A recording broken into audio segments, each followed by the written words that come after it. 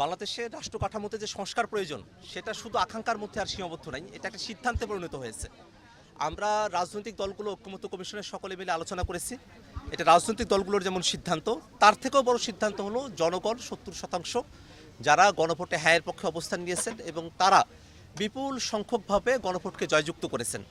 জনগণের পক্ষ থেকে একটা সিদ্ধান্ত আসার পরে সেটা আর আকাঙ্ক্ষার মধ্যে থাকে না, সেটা এখন বাস্তবায়নের দিকে অগ্রসর হওয়ার কথা। কিন্তু দুর্ভাগ্যের বিষয়, বিএনপি সরকার গঠন করার প্রথম দিনই তারা গণভোটের ম্যান্ডেট অনুযায়ী যে সংস্কার পরিষদের শপথ গ্রহণ করবার কথা ছিল, সেই সংবিধান সংস্কার পরিষদের শপথ তারা গ্রহণ করে না।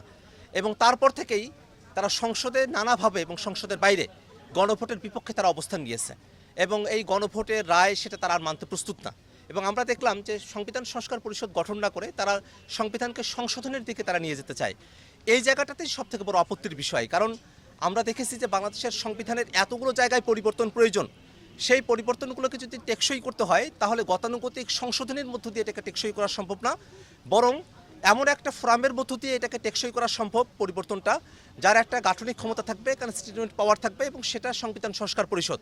এই সংবিধান সংস্কার পরিষদ গঠন না করা বিএনপি এখন যে ধরনের কৌশলের আশ্রয় নিচ্ছে, সামনের দিনে যে এটা হবে আসলে সংবিধান সংস্কার পরিষদ গঠন না করে যদি সংবিধানের পরিবর্তনগুলো নিয়ে আসা হয় তাহলে সামনের দিনে বাংলাদেশ আসলেই সত্যিকার অর্থে একটা সাংবিধানিক সংকটের মধ্যে পড়বে।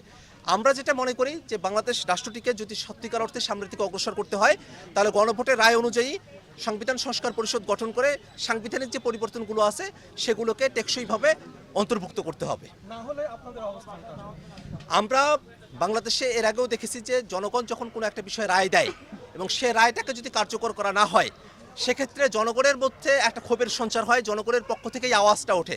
আমরা বিভিন্ন জায়গায় মানুষের সঙ্গে কথা বলে দেখছি যে মানুষেরা কিন্তু এটাকে প্রতারণা হিসেবে দেখছে, গণভোটকে বাস্তবায়ন না করা। এই প্রতারণা কিন্তু বাংলাদেশের মানুষেরা তারা সহ্য করবে না।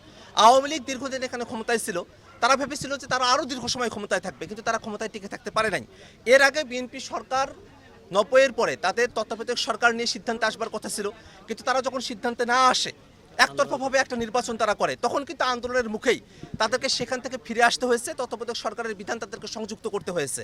এটাই কিন্তু বাংলাদেশের ইতিহাস। সেই ইতিহাসের জায়গা থেকে সরকারকে এই চিন্তাটা মাথায় রাখতে হবে, যদি সরকার এটা বাস্তবায়ন না করে তাহলে যা সিদ্ধান্ত নেবার সেটা জনগণ সিদ্ধান্ত গ্রহণ করবে। আমরা জনগণকে সাথে নিয়ে এই সিদ্ধান্তটা আমরা কার্যকর করব। শাহাবুদ্দিন চুপ্পুর বিষয়ে আমরা দেখলাম যে বাংলাদেশে শাহাবুদ্দিন চুপ্পু যিনি রাষ্ট্রপতির পদে আসীন ছিলেন, তিনি যে কোনোভাবেই রাষ্ট্রপতির পদে আসীন থাকতে পারেন না, এই কথাটা আমরা দীর্ঘ সময় ধরে আমরা বলে আসছি।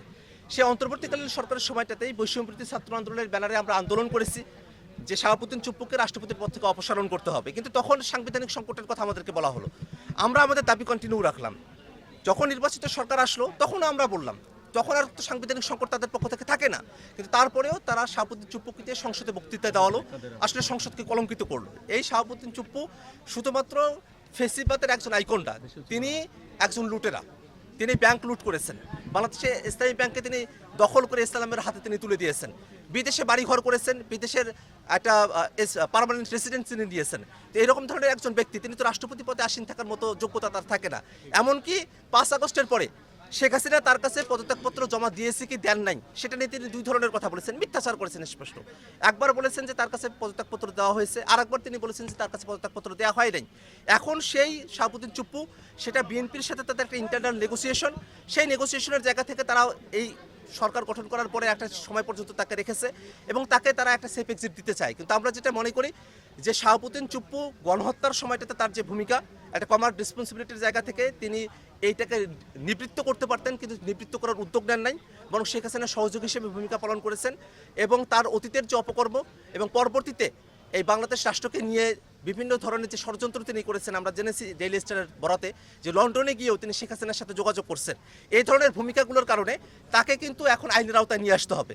অনেকে বলছেন সংবিধানের 51 অনুচ্ছেদের কথা, সংবিধানের 51 অনুচ্ছেদের কথা অনেকেই বলছেন যে রাষ্ট্রপতিকে আইনের আওতায় নিয়ে আসা যায় না, কিন্তু এটা সম্পূর্ণ একটা ভুল কনসেপ্ট। কারণ রাষ্ট্রপতি পদে যখন তিনি থাকবেন ঠিক সেই সময়টাতে রাষ্ট্রপতি আকারে তার ফাংশনালিটির জন্য তাকে কোর্টে নিয়ে আসা যায় না। সেই সময়টাতেও কিন্তু সিভিল মামলা যদি হয় সেটা রাষ্ট্রপতির অ্যাগেনস্টে করা যেতে পারে। এমনকি রাষ্ট্রপতি পদ থেকে যখন কেউ সরে আসেন তখন কিন্তু তার বিরুদ্ধে সব ধরনের আইনি পদক্ষেপ গ্রহণ করা যায়। এর আগেও এরশাদ যখন রাষ্ট্রপতির পদ থেকে সরে গেলেন 6 দিনের মাথায় কিন্তু তাকে গ্রেফতার করা হয়েছিল। অতএব সংবিধানে একটা সেফটি ছিল, একটা ইমিউনিটি ছিল, সেটা রাষ্ট্রপতি পদে থাকাকালীন সময় পর্যন্ত। কিন্তু রাষ্ট্রপতির পদ থেকে যখন কেউ সরে যান, তখন তার ব্যক্তিগত যে দায়বদ্ধতার জায়গাগুলো আছে সেটাকে আইনের আওতায় নিয়ে আসতে কোনো বাধা নিষেধ নাই, এটাকে মিসইন্টারপ্রেট করার সুযোগ নাই। সেটা দিয়ে সংবিধানে মধ্য দিয়ে আবার এই রাষ্ট্রপতিকে দায়মুক্তি দেওয়ার কোনো সুযোগ আর নাই। আমরা মনে করি এই যে শাহাবুদ্দিন চুপ্পু, তাকে অবশ্যই গ্রেফতার করে এবং রাষ্ট্রীয় বাহিনীগুলো তাদেরকে এখন তদন্ত করতে হবে। কারণ এই সময়টাতে কিন্তু রাষ্ট্রীয় বাহিনীগুলো তদন্ত করে নাই, কারণ তিনি রাষ্ট্রপতির পদে আসীন ছিলেন। এখন তদন্ত করতে হবে যে আরও কত জায়গায় এই শাহাবুদ্দিন চুপ্পু গণহত্যার সাথে সামিল হয়েছিলেন, সেই বিষয়গুলোকে খুঁটিনাটি বের করে তাকে একটা বিচারের আওতায় নিয়ে আসতে হবে এবং বাংলাদেশকে এই কলঙ্কমুক্ত করতে হবে।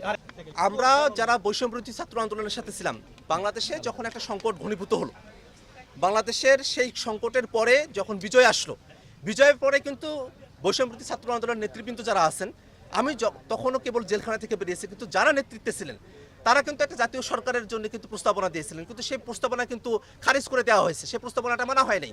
যদি সেই প্রস্তাবনাটা মানা হতো তাহলে হয়তো অন্যভাবে ইতিহাসটা লেখা হতো, কিন্তু আমরা কিন্তু বসে থাকি নাই। আমরা এই শাহাবুদ্দিন চুপ্পু, সে যে রাষ্ট্রপতি পদে আসীন থাকতে পারে না, তার জন্য সেই ইন্টারিমের সময় থেকেই আমরা কিন্তু আমাদের বক্তব্য উপস্থাপন করেছি, আমরা রাজপথে আন্দোলন সংগ্রাম করেছি এবং প্রত্যেকটা জায়গায় আমরা দেখিয়েছি তিনি তার শপথ কিভাবে ভঙ্গ করেছেন এবং কিভাবে তিনি ফেসিবাদের দোষর হিসেবে ভূমিকা পালন করেছেন।